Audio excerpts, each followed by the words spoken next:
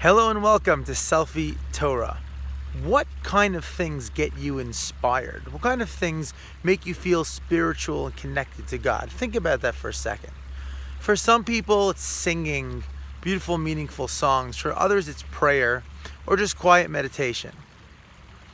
I was talking to a friend of mine yesterday, and actually, technically, it was this morning, and he told me that for him, helping other people, kindness and treating other people properly is the greatest godly experience for him. And the truth is, it makes perfect sense because we're supposed to be like God, and God is kind, God is a giver. But in this week's Torah portion, we have something that most people view as the opposite of inspiring. In Mishpatim, it's all about technical rules. What happens if someone steals? How do you give it back? Well, what are the rules if you find the lost item?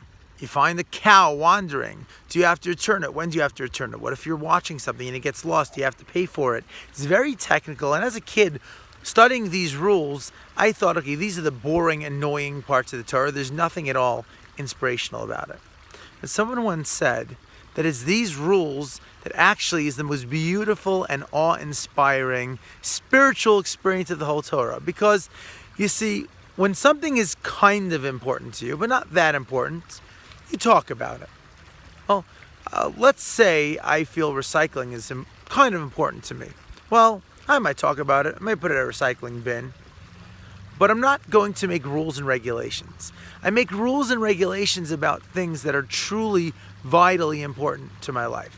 So if something is dangerous, and danger and safety is something really, really important, it's a major fundamental value, well, I'm going to make rules. If the police really want to make sure that I'm driving safely, they will enforce and give tickets and give arrests for not driving safely. Things that you really care about are things you make rules about.